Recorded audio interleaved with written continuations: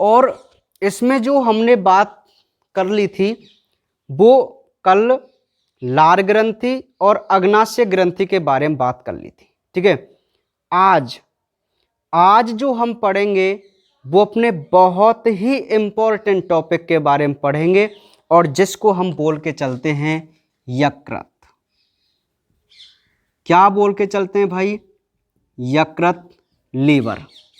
ठीक है, बहुत ही इंपॉर्टेंट ये पार्ट होता है हमारी बॉडी के अंदर, लीवर। ठीक है, तो आज हम इस पूरे लिवर को समझने की कोशिश करते हैं कि किस प्रकार इसकी संरचना होती है, क्या ये कार्य करता है हमारे लिए। ठीक है, तो वेरी वेरी इंपॉर्टेंट लीवर, जिसको हम यकृत बोल के चलते हैं। ठीक है, तो देखिए भाई, नोट करते हो चलो आप। यकृत मानव शरीर की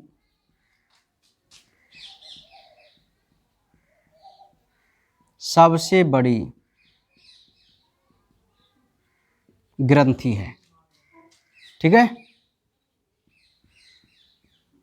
इसका वजन 1.5 kg होता है।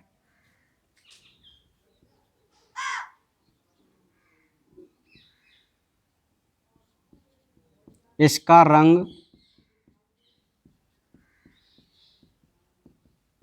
चॉकलेटी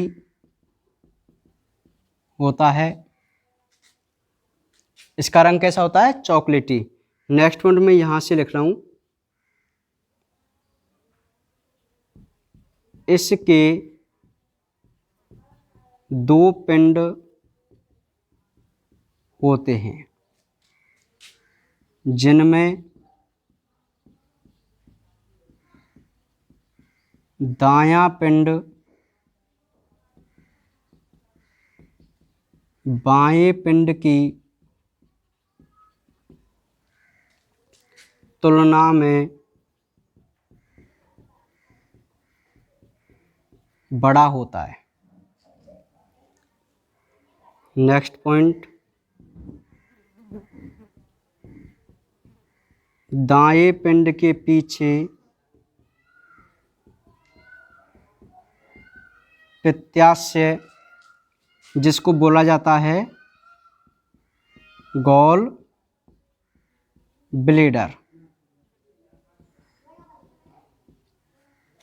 पित्ताशय होता है। ठीक है, नेक्स्ट पॉइंट, दोनों पिंडों से निकली यकृत वाहिनी, जिसको बोलते हैं हेपेटिक डक्ट। लिखते हो आप? चलो ना, फिर मैं पूरी चीज आपको डायग्राम्स और वैसे सभी समझा दूंगा ना। दोनों पिंडों से निकली यकृत वाहिनी, जिसको हम इंग्लिश में हेपेटिक डक्ट बोलते हैं। यकृत वाहिनी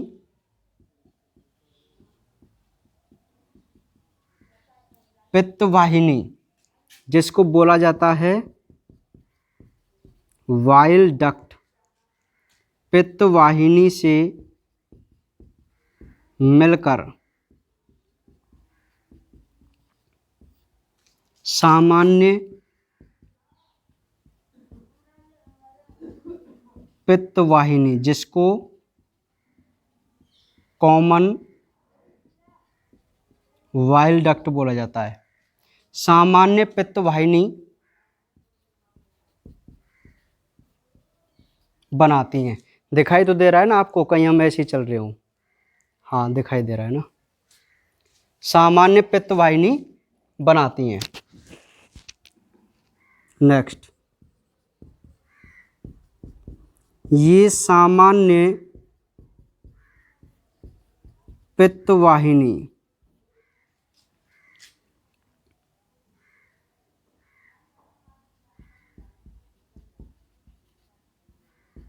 अग्नाशय वाहिनी से जुड़कर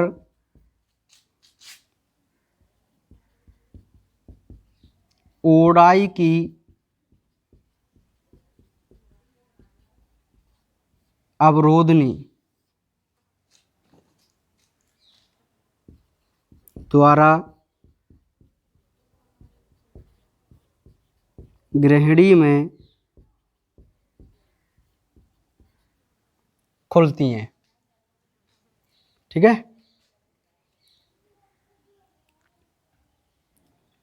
तो ये है लीवर की कुछ बेसिक पॉइंट इसकी स्ट्रक्चर के बारे में। समझ में आ गई बात? हाँ, अभी हम इसकी फिर बात करेंगे हिस्टोलॉजी की, औतकी की। तो फिलहाल आप पहले ये नोट कीजिए, उसके बाद हम इसकी औतकी समझेंगे, है ना। बढ़िया तरीका से लिखो आराम से।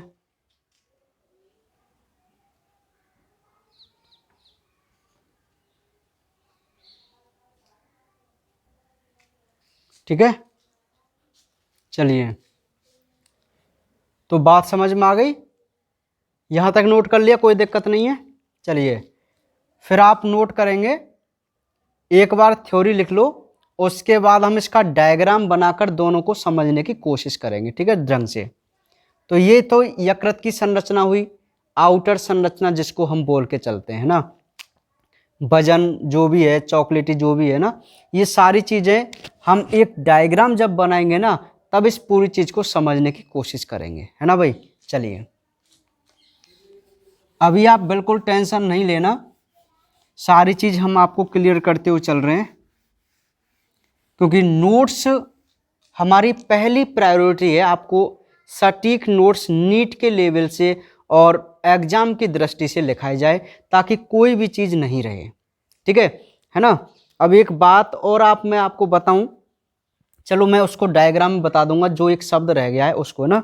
देखिए, अभी अब हम बात करते हैं इसकी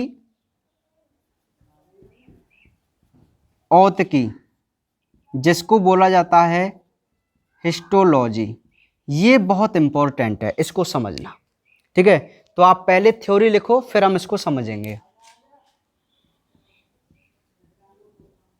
यकृत का निर्माण, या मैं सीधा से कहूं निर्माण, आप मत लिखो। यकृत में अनेक यकृत पिंड, जिनको हेपेटिक लोब्यूल्स कहते हैं, यकृत पिंड पाए जाते हैं। ये पिंड इसकी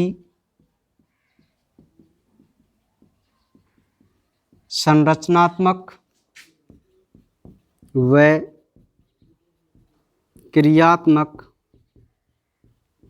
इकाई होते हैं।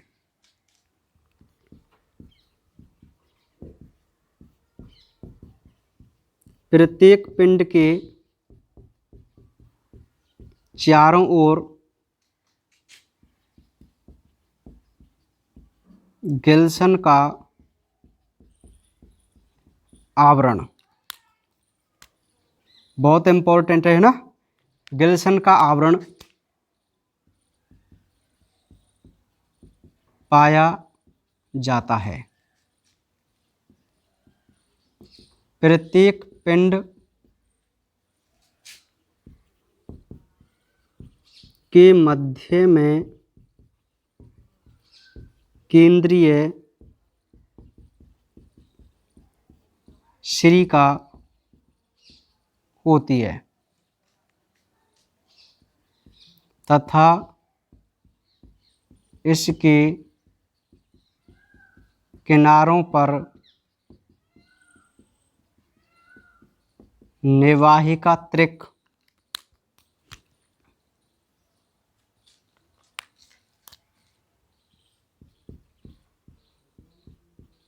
पोर्टल ट्राइड निवाहिका त्रिक होता है, जिसमें 3 संरचनाएं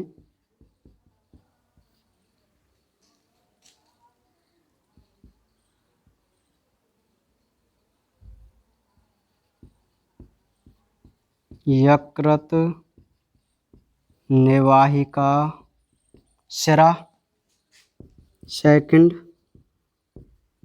यकृत धमनी, थर्ड अंतरपिंडकीय यकृत वाहिका होती हैं। ठीक है। यकृत पिंड का निर्माण अनेक यकृत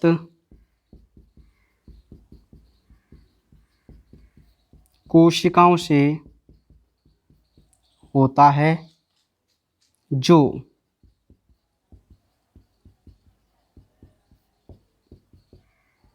लड़ियों के रूप में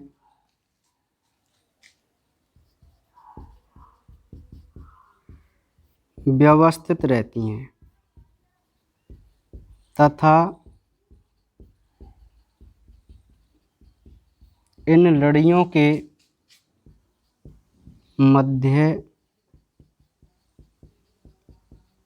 शिरापात्र साइनूसोइड, बहुत इंपॉर्टेंट है जहां मैं अंडरलाइन कर रहा हूं। ठीक है। शिरापात्र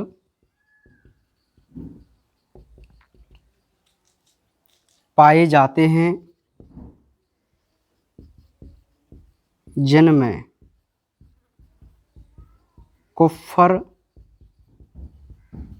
कोशिका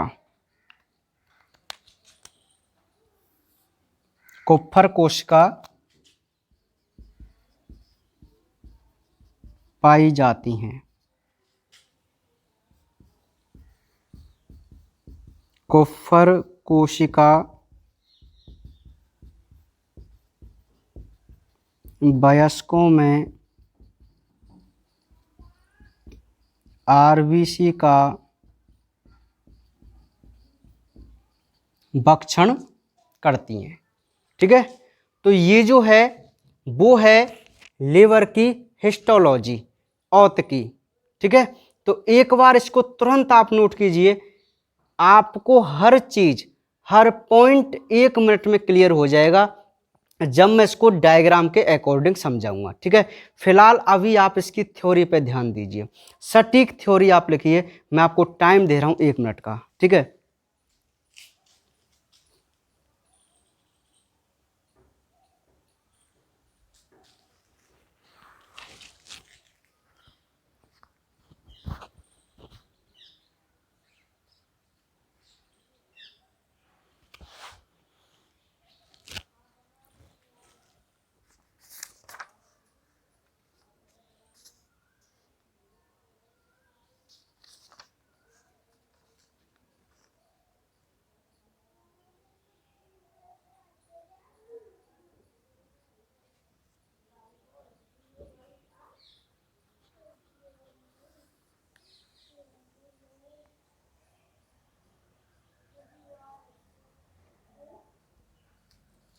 कर लिया नोट? ठीक है भाई, चलिए बात हो गई। अब हम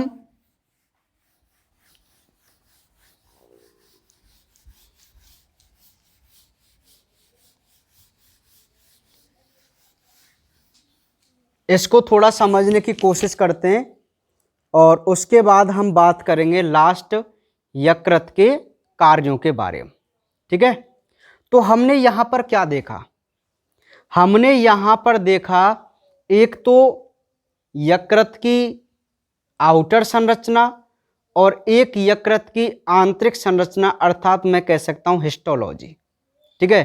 तो सबसे पहले हम यहां पर एक यकृत का डायग्राम बनाने की कोशिश करते हैं, उसको आप पहले ध्यान से समझने की कोशिश करना।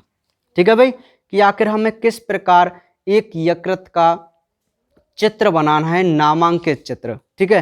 तो ध्यान से समझो आप। देखो,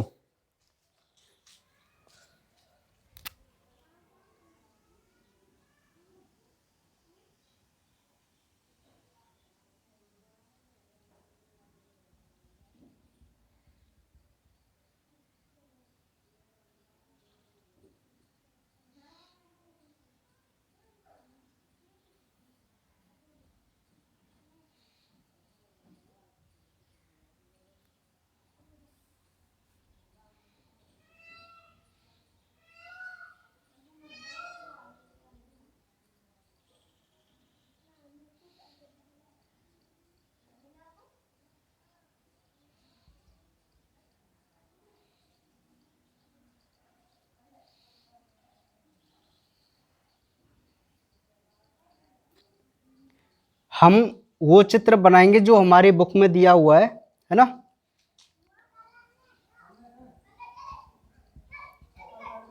तो ये जो है वो हमारे एक लीवर होता है,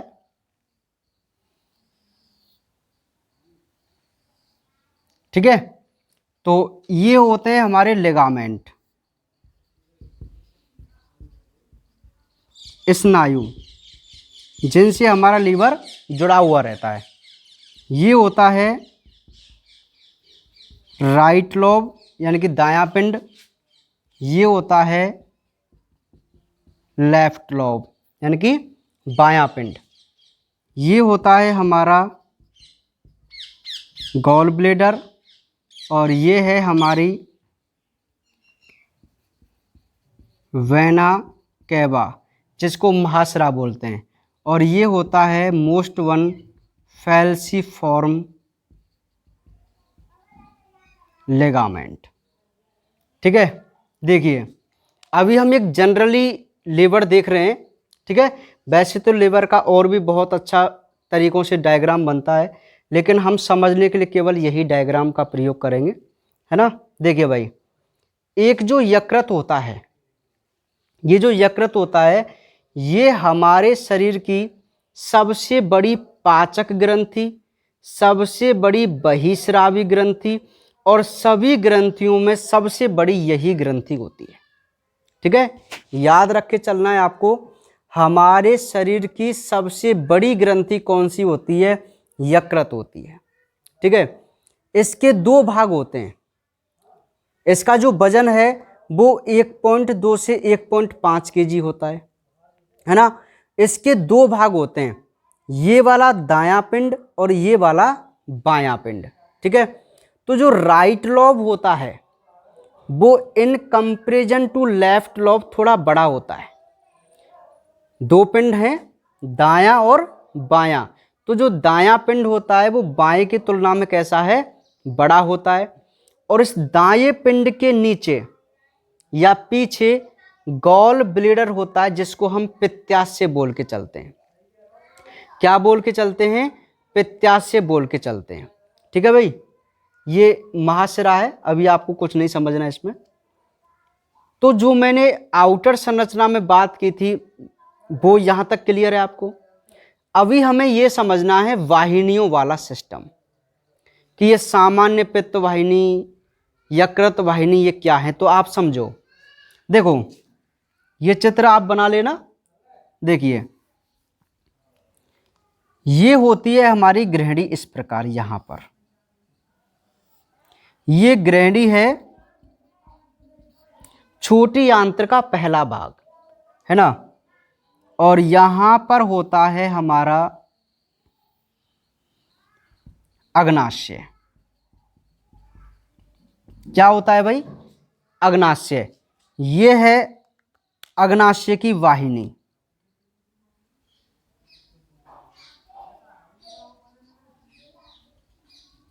ये वाली, ठीक है। अब होता क्या है कि ये जो लेफ्ट लॉब है यहां से एक नली निकल के आती है, राइट लॉब है यहां से एक नली निकल कर आती है इस प्रकार। देखो बात को ध्यान समझो, ये जो वाहिनी है जो लेफ्ट लॉब से चलकर आ रही है ये यकृत वाहिनी है, ये भी यकृत वाहिनी है कि नहीं। लेकिन जब ये दोनों यकृत वाहिनी आपस में जुड़ी तो ये बनती है सामान्य यकृत वाहिनी। क्या बन जाती है ये? सामान्य यकृत वाहिनी, ठीक है। अब ये है पित्ताशय। अब मैं आपको बता दूं कि जो हमारा यकृत होता है वो पित्त रस का निर्माण करता है। किसका निर्माण करता है? पित्त रस का, ठीक है। तो जो पित्त रस होता है वो पित्त रस लेफ्ट और राइट दोनों लोबों से चलकर आता है सामान्य यकृत वाहिनी। सामान्य यकृत वाहिनी इस पित्त रस को डालती है कहां पर? पित्ताशय में। कहां पर? पित्ताशय में, ठीक है। अब होता क्या है कि जो पितरस है वो पित्ताशय में आ गया, लेकिन इस पितरस को कहाँ जाना होता है? इस ग्रहणी में भोजन को पचाने के लिए। तो ये तो है सामान्य यकृत वाहिनी। तो पित्ताशय से भी एक वाहिनी निकलती है, ये रही वाहिनी। तो जब ये पित्ताशय की वाहिनी इस सामान्य यकृत वाहिनी से मिल जाती है, या मैं इसका एक बहुत अच्छा ऐसे डायग्राम बनाऊं, मैं आपको बताऊं, देखिए ये हमारा पित्ताशय और यहां से जो वाहिनी निकली है वो निकली है पित्त वाहिनी। लेकिन ये पित्त वाहिनी सामान्य यकृत वाहिनी से इस प्रकार जुड़ जाती है ऐसे, ठीक है। तो ये जो वाहिनी बनेगी ना वो बनेगी सामान्य पित्त वाहिनी, ठीक है। ये सामान्य पित्त वाहिनी अब अग्नाशय की वाहिनी के साथ जुड़ जाती है ऐसे। ये रही अग्नाशय की वाहिनी, इसे बोलते हैं हम डक्टस कोलोडोकस। ये जो सामान्य पित्त वाहिनी जब अग्नाशय वाहिनी से मिलती है ना, तो उस संरचना को हम बोलते हैं डक्टस कोलोडोकस। और ये संरचना अब इस अवरोधनी, यहां पर एक अवरोधनी, वही स्फिंक्टर, वो होता है ओडाई की अवरोधनी। उस ओडाई की अवरोधनी के द्वारा ये दोनों वाहिनी, अग्नाशय वाहिनी और सामान्य पित्त वाहिनी, यहां पर अपने अपने स्रावों को रिलीज करती हैं, एक्सक्रीट करती हैं। समझ में आ गई बात? नहीं आई? ठीक है, समझ में आ गया क्या? तो इस प्रकार जो मैंने आपको थ्योरी लिखाई थी वो इस प्रकार है आउटर संरचना की, है ना। देखो, सबसे बड़ी एक ग्रंथि है, 1.5 kg इसका वजन होता है। दायां बाएं दो पिंड होते हैं, दायां बड़ा होता है जिसके नीचे पित्ताशय होता है। दोनों यकृतों से यकृत वाहिनी निकलती है जो पित्त वाहिनी से मिलकर सामान्य पित्त वाहिनी बनाती है। ये सामान्य पित्त वाहिनी अग्नाशय वाहिनी से जुड़कर डक्टस कोलोडोकस बनाती है, जो ओडाई की अवरोधनी द्वारा कहाँ खुलते हैं? ग्रहणी में खुलते हैं, ठीक है। तो इसका भी आप एक स्क्रीनशॉट ले लीजिए ताकि आपको समझ में आ जाए कि आखिर ये क्या सिस्टम है, ठीक है। हाँ, चलिए, ये बात समझ में आ गई। अब हम देख लेते हैं इसकी औतकी को। औतकी, हम इसके एक ऊतक लेवल की यदि बात करें तो मैं आपको एक बात बता दूं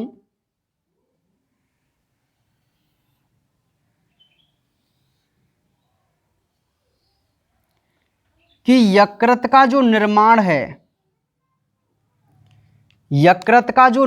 है वो यकृत पिंडों से होता है। यकृत पिंड, ये जो आपके सामने मैंने बनाया है वो एक यकृत पिंड है। क्या है?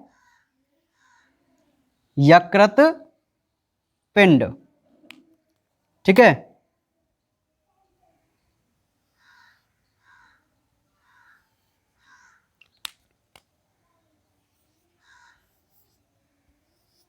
बात को ध्यान से आप मेरे को समझो। ये जो आपके सामने एक डायग्राम है वो एक यकृत पिंड का है। अर्थात आप ये कह सकते हैं कि एक यकृत जो होता है उसका निर्माण अनेक पिंडों से होता है, अनेक पिंडों से। अब वो जो पिंड हैं वो यकृत पिंड यकृत की संरचनात्मक और क्रियात्मक इकाई होती है। ये मोस्ट वन क्वेश्चन है। अब एक पिंड का निर्माण हम कर रहे हैं तो आपने दिखाई दिया एक पिंड है। इस पिंड के चारों ओर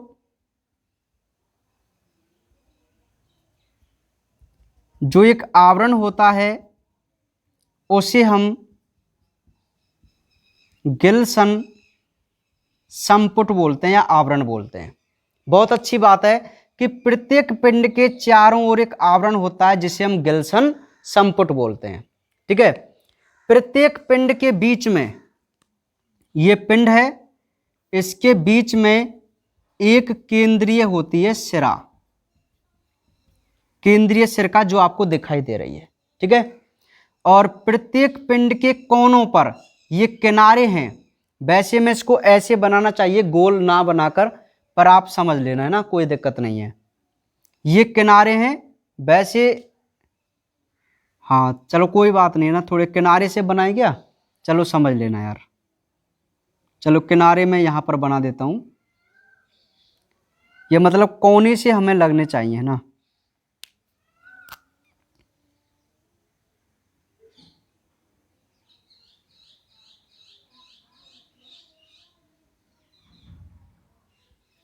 चलो सही है यार, क्या वही रहने दो आप, कोई दिक्कत वाली बात नहीं है ना।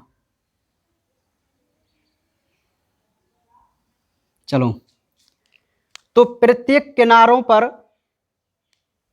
निवाही का त्रिक होता है। अब ये जो आपको दिखाई दे रहे हैं 4-5, ये कोने पर हैं, इनको हम बोलते हैं निवाही का त्रिक। इस निवाही का त्रिक में क्या होता है, 3 चीज होती हैं। एक तो है निवाही का सिरा, ठीक है, एक है यकृत धमनी, और एक है अंतरा पिंड वाहिका, ठीक है। ये 3 संरचना आपको दिखाई दे रही है इस निवाही का त्रिक में, वो इस प्रकार होती हैं, ठीक है। और इनके बीच बीच में क्या होता है, हेपेटिक कोशिकाएं होती हैं। हाँ अब बन जाएगा, ये कौन है ना, हाँ मैं तब से थोड़ा, अब ये किनारे बन गए। ये होती हैं हेपेटिक सेल, यकृत कोशिकाएं, जो लड़ियों के रूप में व्यवस्थित होती हैं। ये यकृत कोशिकाएं हैं जो किसके रूप में व्यवस्थित रहती हैं, लड़ियों के रूप में। और इनके बीच में मोस्टवन संरचनाएं पाई जाती हैं, और इन संरचनाओं को बोला जाता है सिरापात्र, यानी कि साइनुसोइड, ठीक है। इस सिरापात्र में कुछ मोस्टवन कोशिकाएं होती हैं। इन कोशिकाओं का नाम होता है कुप्फर कोशिका। और ये जो कुप्फर कोशिका होती हैं वो आरबीसी का करती हैं भक्षण, अर्थात आरबीसी को मारकर खाने का काम करती हैं, ठीक है। तो इस प्रकार ये जो आपको संरचना दिखाई दे रही है वो एक हेपेटिक लोब्यूल्स की संरचना है, यकृत पिंड की संरचना है। यदि आपसे पूछा जाए कि यकृत की हिस्टोलॉजी को समझाइए तो आपको इस प्रकार डायग्राम बना के समझाना है। एक बार फिर समझो, ये एक यकृत पिंड है। यकृत पिंड यकृत की संरचनात्मक और क्रियात्मक इकाई होती है। प्रत्येक पिंड के चारों ओर गिल्सन संपुट होता है, बीच में केंद्रीय सिरिका होती है, और इसके किनारों पर निवाही का त्रिक होता है। त्रिक क्यों कहते हैं, क्योंकि इसमें 3 संरचनाएं होती हैं। कौन कौन सी, यकृत निवाही का सिरा, यकृत धमनी और अंतरापिंडीय यकृत वाहिका। इसलिए इसको हम पोर्टल ट्रैड या निवाही का त्रिक बोलते हैं, है ना।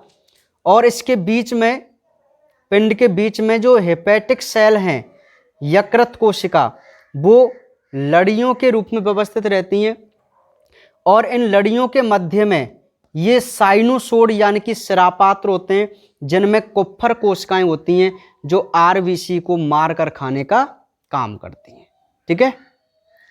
तो आज हम केवल इतना ही पढ़ेंगे। तो ये थी हमारे यकृत की औतकी, ठीक है। कल हम अपने यकृत के कार्य के बारे में बात करेंगे और अपने डाइजेशन को स्टार्ट करेंगे, ठीक है। तो इसका बढ़िया सा चित्र बना लो, बाकी बातें करेंगे कल।